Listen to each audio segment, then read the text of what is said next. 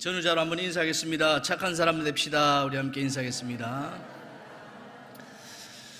그리고 우리 스스로에게 다짐합시다. 착한 사람 되겠습니다. 시작. 착한 사람이 되겠습니다.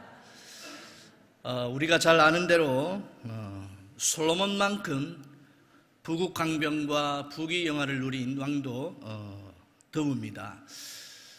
은을 돌같이 여겼던 나라, 그리고 애굽과 정략 결혼을 하고 주변국들로부터 조공을 받았던 그런 나라, 금으로 된 그릇으로 먹고 마셨고 궁안의 모든 그릇은 정금으로 만든 것을 사용하였고 전쟁에서 사용했던 방패 또한 금으로 만들어서 사용했던 나라, 3년에 한 번씩 다시스에서 배로 사용해서 금과 은과 상어를 실어 날랐던 나라, 그런 화려함을 누렸던 나라가 바로 솔로몬의 나라였습니다.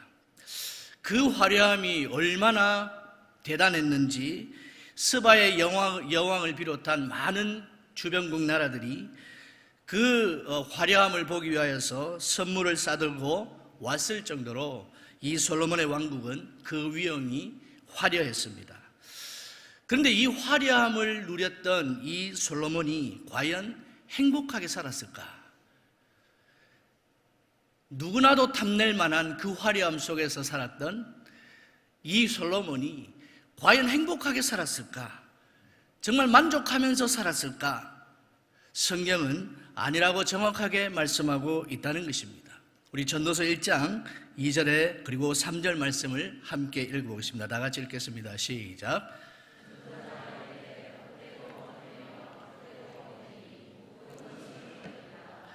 해 아래서 수고하는 모든 수고가 사람에게 무엇이 유익한가? 아멘. 해 아래서 수고하는 모든 것이 다 헛되었다라고 말을 하고 있습니다.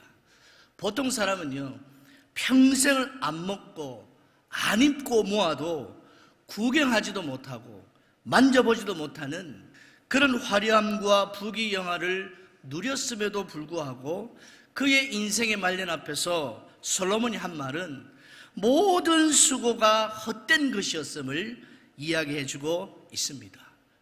솔로몬이 왜 그런 고백을 할 수밖에 없었을까요? 솔로몬의 화려함 속에 숨겨진 변절이 있었기 때문입니다.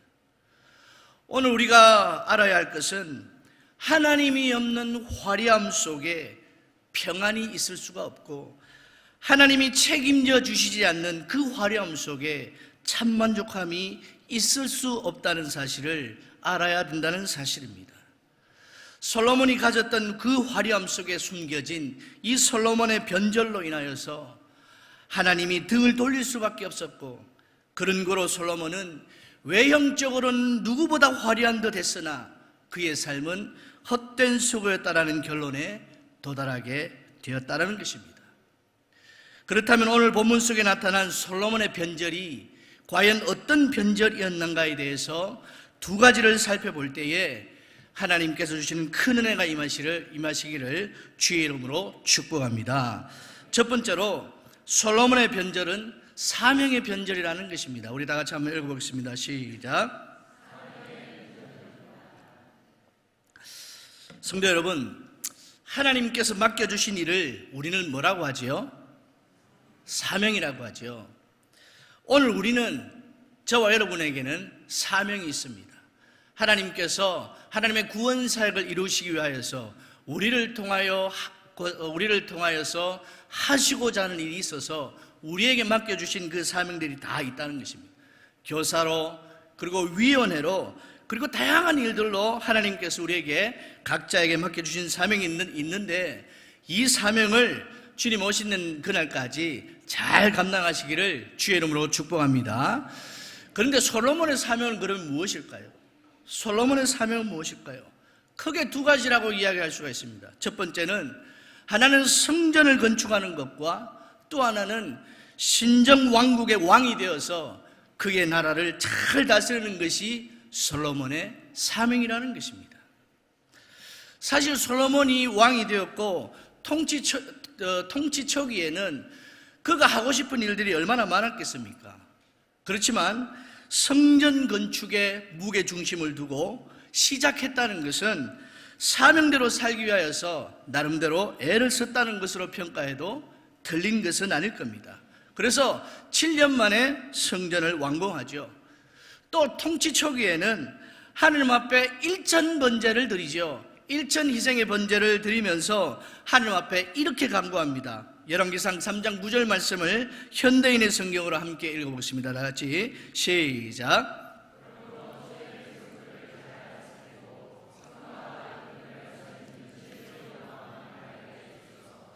그렇지 않으면 내가 어떻게 이처럼 많은 주의 백성을 다스릴 수 있겠습니까? 아멘. 방금 읽은 말씀처럼 솔로몬이 하나님 앞에 일천 희생의 번제를 드리면서 하나님의 백성을 잘 다스릴 수 있는 지혜로운 마음을 달라고 간절히 기도했는데, 그 기도의 내용을 보면 이 솔로몬은 하나님이 주신 사명을 잘 감당하기 위해서 영적으로 애를 쓴 것이 분명하다는 겁니다. 그런데 15절부터 오늘 본문 25절까지 읽어보면 반복해서 기록해 놓은 단어 하나가 보인다는 겁니다. 15절 말씀 보니까 건축하였다. 17절 말씀에도 건축하였다. 19절 말씀에도 건축하였다. 24절에도 건축하였다. 건축하였다라는 단어가 계속 반복되어서 등장하고 있다는 겁니다. 여기에 문제가 하나 있다는 것이죠. 19절 하반절 말씀을 보면 이렇게 말씀합니다. 솔로몬이 온 땅에 건축하고자 하던 것을 다 건축하였는데, 이런 말씀을 기록해 놓고 있습니다. 솔로몬이 온 땅에 건축하고자 하던 것이라고 할 때에 동사와 명사 두 개가 쓰여졌습니다. 하나는 동사인데 하샤크라는 말이고, 그리고 또 하나는 명사인데 헤쉐크라는 말이 쓰여졌습니다. 이 동사와 명사가 가진 의미가 하나 있는데, 따라서 하겠습니다. 욕망, 욕심이라는 거죠. 이게 무슨 말이 되는 겁니까? 처음에는 사명으로 시작한 것이 세월이 흘러가면서 욕망으로 변질되기 시작했다는 것입니다. 이것이 사명의 변질이라는 것이죠. 사명의 변절이라는 것입니다. 솔로몬에게 있어 성전 건축은 하나님이 주신 사명이었습니다. 또한 신정국가의 왕으로서 하나님이 기뻐하시는 일에 순종하면서 나라를 잘 다스리는 일은 바로 그가 해야 될 사명이었습니다. 그래서 통치 초기에 보면 하나님의 사명의 감당함에 있어서 자신의 부족함이 보였던지 일천희생 번제를 드리면서 하나님의 백성을 잘 다스릴 수 있는 지혜로운 마음을 주세요, 그렇게 간구하는 모습을 우리가 볼 수가 있죠. 그런 사람이 솔로몬이었습니다. 하나님의 백성을 잘 다스릴 수 있는 지혜로운 마음을 주세요, 일천희생 번제를 드렸던 사람이 솔로몬이었습니다. 그렇게 하나님을 바라보면서 하나님이 주신 사명을 감당하기 위해서 애를 쓰면서 시작했는데, 세월이 흐르면서 하나님이 원하는 것보다 자신이 원하는 욕망이 앞서기 시작했다는 것입니다. 그것이 사명의 변절이라는 겁니다. 사랑하는 성도 여러분, 하나님은 저와 여러분에게 사명을 주셨습니다. 처음에 이 사명을 받아들였을 때 여러분들의 마음이 어떠했습니까? 네, 하나님이 주신 사명이라면 내가 잘 감당하겠습니다. 이 사명 감당할 수 있도록 힘도 주시고 능력도 주시고 지혜도 주시고 하나님 도와주세요. 하나님의 힘밖에 없지 않습니까? 내가 할 수 있는 것은 아무것도 없습니다. 하나님 도와주세요. 그렇게 눈물로 기도하면서 감당하시지 않았습니까? 그런데 시간이 흐르면서, 세월이 흐르면서 시험에 들었다, 상처받았다, 시비가 생기고 다툼이 생기고, 그렇게 되는 이유가 무엇이겠습니까? 사명의 변절이 왔기 때문이라는 겁니다. 하나님이 원하시는 것보다 자신이, 그리고 욕심과 욕망이 앞서기 때문이 아니겠습니까? 처음에는요, 하나님의 일이라고 생각했어요. 처음에는 하나님께서 내게 주신 일이라고 생각했어요. 그래서 열심히 하려고 생각했어요. 예, 열심히 했어요. 근데 사명이라고 생각했던 그 일이 시간이 흐르면서 자기 일이 되어버렸고, 자기가 하고 싶은 대로 하려는 사명의 변절이 오면서부터 다툼이 생기고 시비가 생기고, 하나님이 기뻐하시지 않는 모습으로 전락해버리고 마는 모습들이 우리 주변에 있지 않습니까? 상처 주는 사람도 잘못이지만 제 생각은 그렇습니다. 상처받은 사람도 그리 잘한 건 없다고 봅니다. 왜냐하면요, 상처를 줘도 상처를 안 받으면 되지 않습니까? 상처를 안 받으면 상처 주는 사람이 없지 않습니까? 그죠? 그러잖아요, 여러분들. 상처 주는 사람도 잘못이지만 상처 받는 사람도 잘못이라니까요. 안 받아도 되는 상처를 왜 받아요? 자기가 상처를 받음으로 해서 상처 준 사람이 생긴 거 아닙니까? 그죠? 맞습니까? 틀립니까? 맞으면 아멘 하시기 바랍니다. 그런 거로 상처받는 저와 여러분들 되지 않기를 바랍니다. 옆에 분에게 인사하십시다. 상처 안 받겠습니다. 그렇게. 내가 상처 안 받는데 어떻게 상처 주는 사람이 생길 수가 있습니까? 그러니까 상처받았다라고 그렇게 말하고 다니지 마시기 바랍니다. 상처받은 사람이 잘한 게 아니에요. 상처 주는 분도 잘못이지만 상처받은 사람이 더 잘못입니다. 안 받으면 상처 주는 사람도 안 생길 거 아닙니까? 그죠? 그러니까 여러분들, 상처를 주시지도 마시고 상처를 받지 않으시는 신앙의 품격 있는 성도들 다 되시기를 주의 이름으로 축복합니다. 근데 왜 이런 일이 교회에 자꾸 생기나 말입니다. 사명의 변절이 왔기 때문입니다. 사명을 감당한 우리 모두는 이 사명이 내 일이 아니라 하나님의 일을 드러내는 하나님의 일임을 기억하면서 내 생각과 내 욕심이 들어가지 않도록 늘 조심해야 합니다. 누구부터 조심해야 합니까? 앞서서 일하시는 분들이 더 조심해야 되는 줄로 믿습니다. 우리 모두에게 주어진 사명은 오직 하나님이 주신 하나님의 일이라는 것, 내 자신을 드러내는 일이 절대로 되어서는 안 된다는 것을 꼭 기억하시는 저와 여러분 되시기를 주의 이름으로 축원합니다. 두 번째로는 솔로몬의 변절은 의식의 변절이라는 것입니다. 다 같이 한번 읽어보겠습니다. 시작. 15절을 보면 솔로몬이 역군을 일으켜 성전을 지었다라고 그렇게 얘기합니다. 그런데 사실 5장에서부터 이미 성전을 건축하면서 역군을 일으켰다고 이야기하는데, 오늘 또다시 역군을 일으켰다라고 언급하는 것은 많은 건축물로 인한 솔로몬의 노동정책이 점점 더 강압적이고 부정적인 방향으로 변화되고 있음을 암시하는 대목인 것입니다. 그러니까 이 자신의 욕망대로 세워지는 이 건축물 때문에 많은 사람이 노동에 시달리고 그리고 힘들어하고 고달파하는 그런 모습을 보여주고 있다는 겁니다. 그리고 성전도 짓고 자기 왕궁도 짓습니다. 밀로 공사를 하고 가나안 사람의 옛성인 하솔을 건축하고 군사적 요새지인 머깃돌을 건축합니다. 그리고 이스라엘이 정복하지 않은 게살을 애굽 왕 바로가 다 불태우고 정복을 해서 누구에게 선물로 줍니까? 자기 딸 사위, 자기 딸 남편 솔로몬에게 선물로 줍니다. 이것을 보면 솔로몬이 친애굽 정책을 계속적으로 펼치고 있음을 볼 수 있죠. 이것은 분명히 하나님께서 금하신 것이었고 불순종의 모습의 한편이라는 겁니다. 그리고 성경은 계속해서 이 솔로몬이 베토론, 바알라, 다드물 등 안정된 경제력을 바탕으로 해서 외부의 침입에 대해서 걱정할 것이 없는 막강한 방어망을 구축하는 모습을 보여줍니다. 여기서 멈추지 않죠. 군량미나 왕궁의 재산 같은 것을 저장해 놓는 국고성을 자기를 위하여서 건축합니다. 무엇을 의미하는 것입니까? 하나님을 의지해야 될 이 신정국가의 왕이 물질을 의지하기 시작했다는 것입니다. 더 나아가서 병거성과 마병의 성들도 건축했다라고 이야기합니다. 우리가 잘 아는 대로 신명기 17장 16절에서는 왕된 자는 말을 많이 두지 말라고 했지만 솔로몬은 말을 많이 두었고, 그리고 그 말을 관리할 수 있는 그런 성을 건축하고 그 마병이 거처할 수 있는 성들도 건축했다는 겁니다. 이 말들이 어디서 주로 가지고 왔는가 하면 애굽에서 가져오게 되는 것입니다. 그러니까 얼마나 애굽을 의지하였고 애굽과 친애굽 정책을 펼쳤는지 잘 보여주는 대목이죠. 그리고 20절에 보면 가나안에 남아있는 사람들을 언급하면서 하반절에 뭐라고 말하는가 하면 남아있는 모든 사람이라고 하고 있습니다.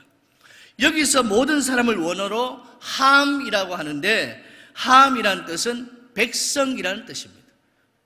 멸절되어야 할 가나안 사람들을 백성이라고 불렀다는 것은 어떤 의미입니까? 백성이라고 불렀다는 의미는 그만큼 가나안 족속과 같이 섞여 살면서 친분을 쌓아가면서 동화되어 갔다는 사실을 그렇게 보여주고 있다는 것이죠. 이 또한 다 멸절하라고 하시는 하나님의 말씀에 불순종했다는 것을 보여줍니다.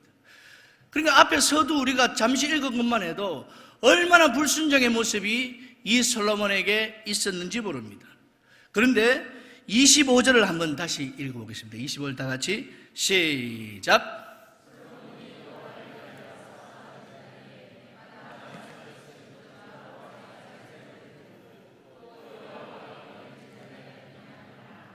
이에 성전 지는 일을 마치니라.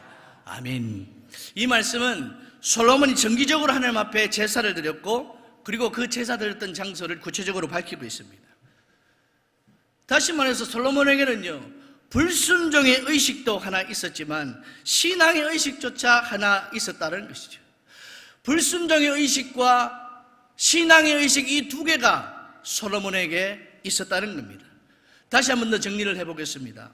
오늘 본문에서는 솔로몬의 두 개의 의식 구조를 볼 수가 있습니다. 하나는 세월이 흐르면서 점점 더 사명이 변절되어지고 자기가 원하는 대로 욕망대로 살아가면서 물질을 의지하고 친애굽 정책을 펼치면서 멸절하는 가나안 족속들과 동화되어 살아가는 등 불순종과 불충의 의식들이, 그런 모습을 가지고 살아가는 모습이 솔로몬에게 있었다는 겁니다. 또 하나는 그럼에도 불구하고 하나님을 놓치지 않고 예배하는 신앙의식을 가지고 살아가는 솔로몬의 모습 또한 있었다는 겁니다.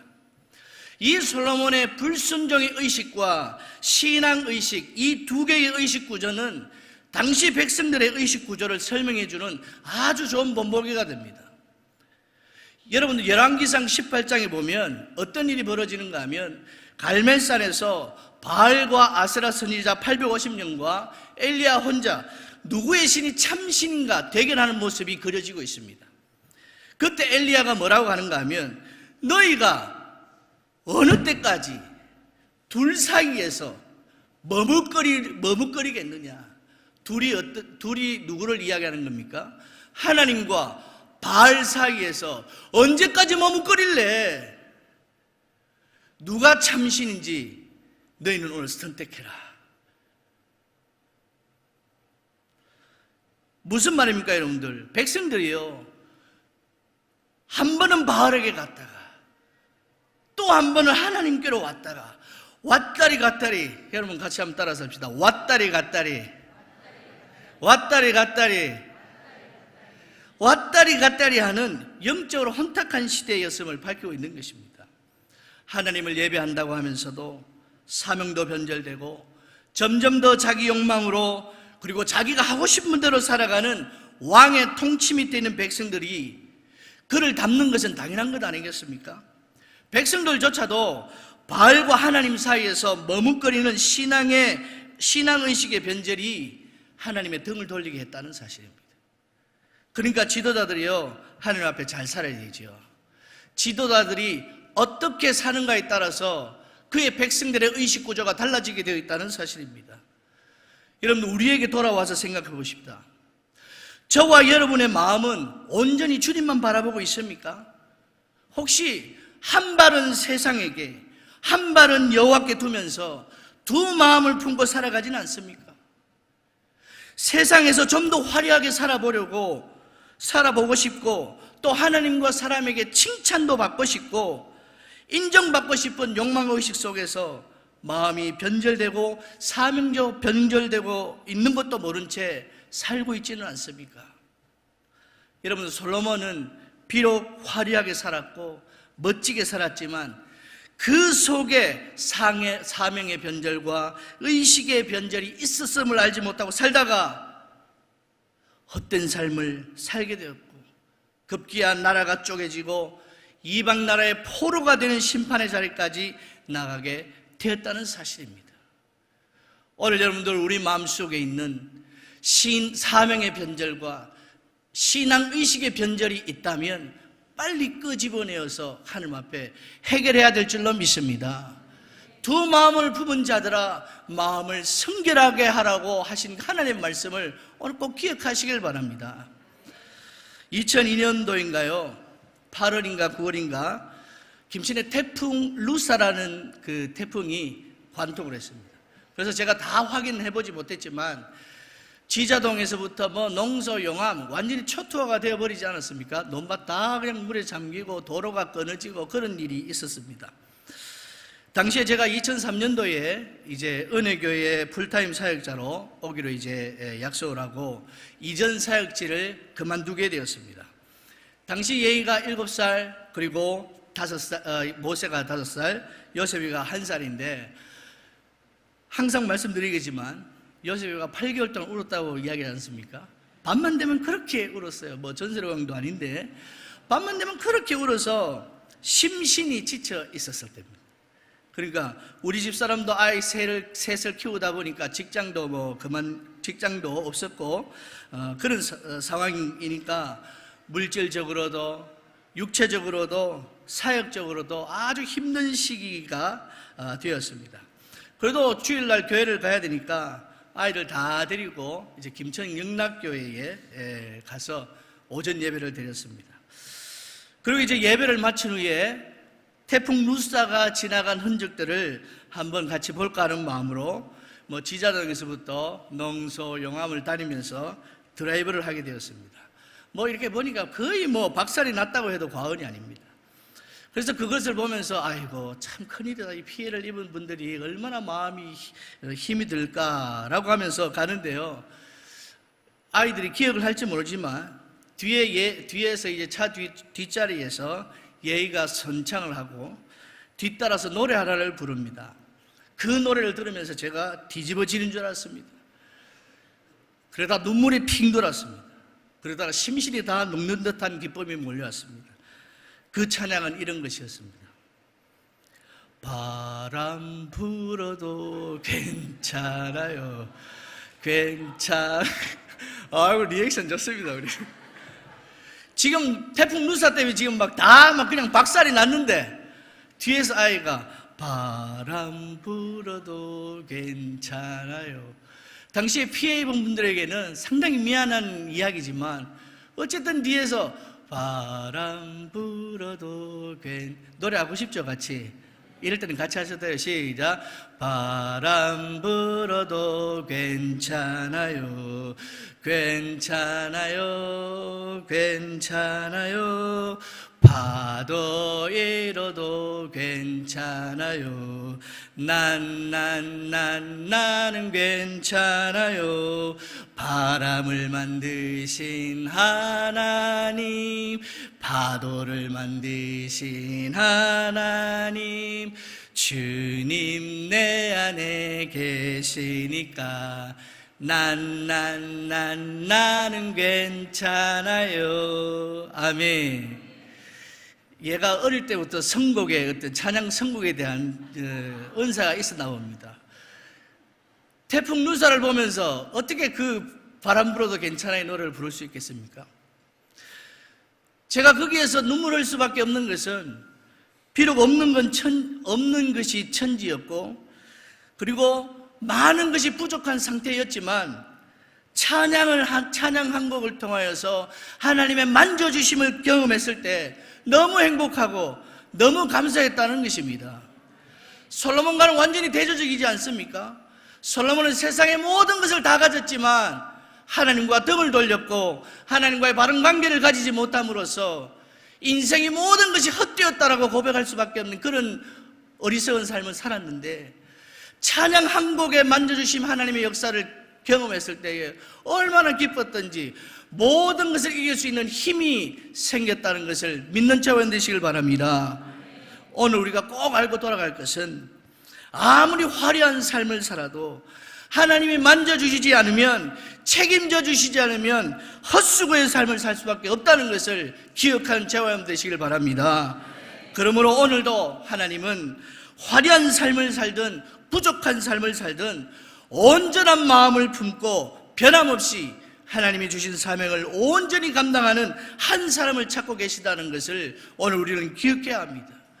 환경과 상황에 관계없이 하나님만 온전히 바라보고 살아가는 그 사람을 통하여서 교회를 일으키고 가정을 일으키며 더 나아가 이 시대를 일으켜 줄 줄 믿습니다. 그 사람이 저와 여러분들이 다 되시기를 주의 이름으로 축복합니다. 다 같이 기도하시겠습니다.